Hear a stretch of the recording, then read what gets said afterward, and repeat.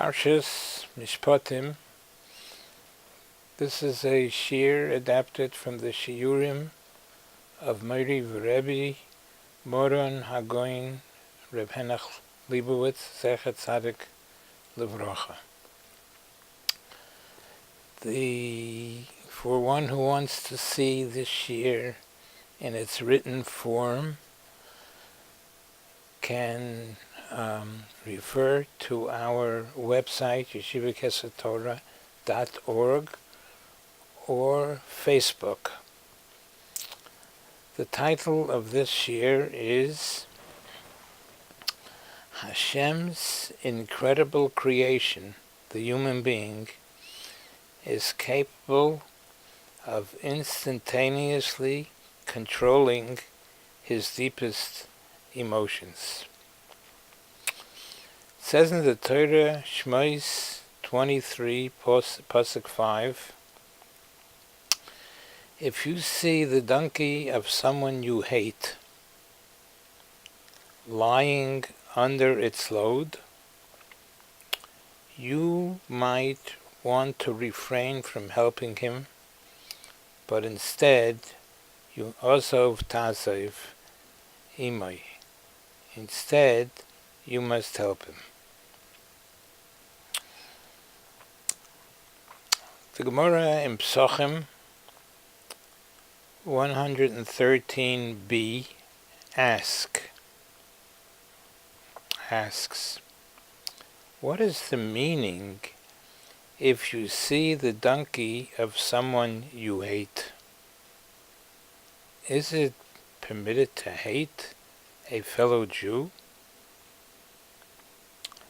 The Gemara answers that this pasuk speaks about a specific case in which the owner of the donkey, Ruvain,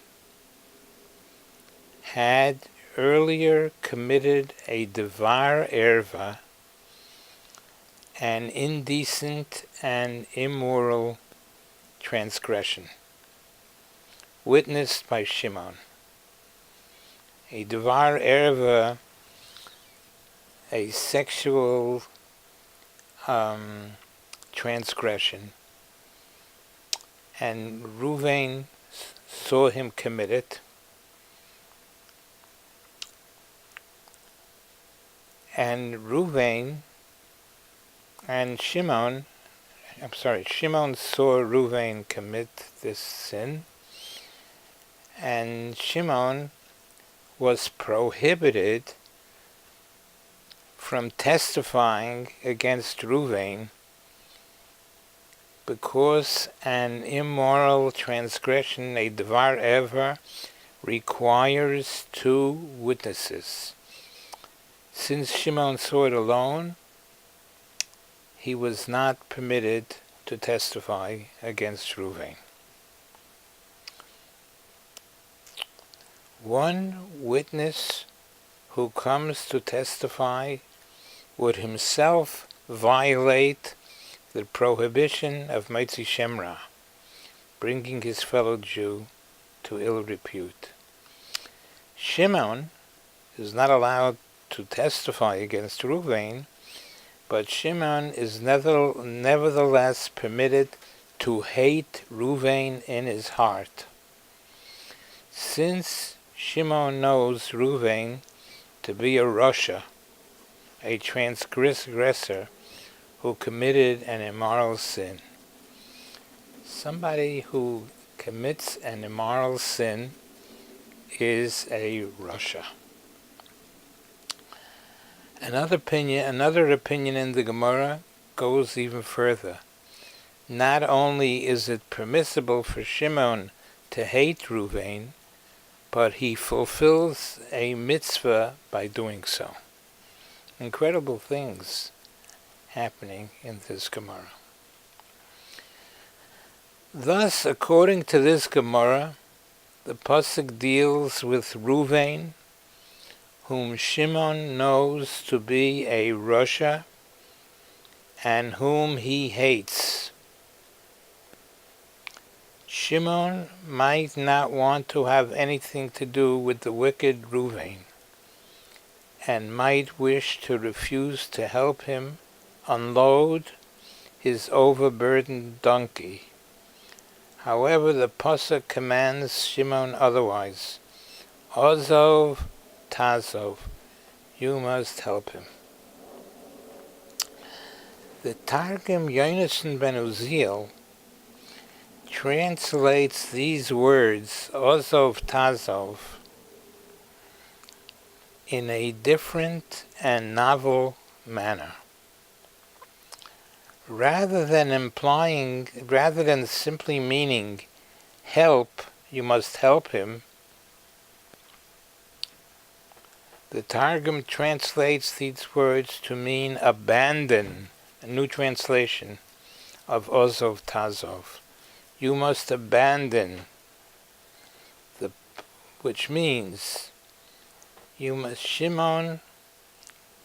Shimon sees the donkey of the wicked Ruvain whom he hates lying under its load and would rather not associate himself with him nor help him, Ozov Tazov, the Targum Yonasan explains, abandon at that moment the hatred in your heart toward Ruvain and help him unload and load. Do not refuse to assist the wicked Ruvain because of the animosity in your heart toward him. Rather, rid yourself at that moment of your hatred and assist him. A new approach. Shimon must abandon his hatred that he has in his heart against Ruvain. Rid yourself at that moment of your hatred and assist him. And the difficulty with this is the feelings of hatred that Shimon has towards the wicked Ruvain are entirely justified and sanctioned by the Torah. Shimon's mobilization of his deepest emotions of hatred toward the wicked Ruvain may even constitute the fulfillment of a mitzvah. If so, how would it be possible for Shimon to instantaneously rid himself of these feelings and come to Ruvain's assistance? Shouldn't Shimon's need to rid himself of hatred, if it can be done at all, require many months of sweat, toil, and study? How is it possible for the Torah to demand of Shimon something which seems humanly impossible? How does one get rid of this hatred toward Ruvain, according to Targum Yonasan ben Uziel? Furthermore, the Targum Yonasan ben Uziel says, abandon at that moment the hatred in your heart towards Ruvain and unload and load with him. This seems to imply that at that very moment, when you walk by and see Ruvain's donkey lying under its burden, you must abandon your hatred toward him and assist him. However, after this assistance is completed, return to your previous justified and Torah-sanctioned hatred toward this wicked transgressor Ruvain. It surely seems altogether impossible. After you finish helping him, then go back to your hatred towards him. This assistance is completed. After this assistance is completed, return to your previously justified and Torah-sanctioned hatred toward this wicked transgressor Reuven. This surely seems impossible. How could Shimon instantaneously remove the deep hatred that he harbors within him, and then, when his assistance to Reuven is completed, instantaneously resume his justifiable Torah hatred against Reuven?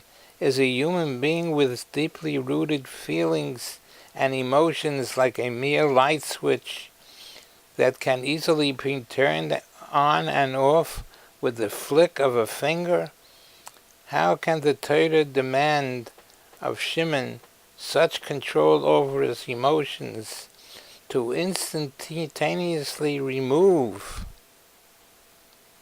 and then resume hatred towards Reuven?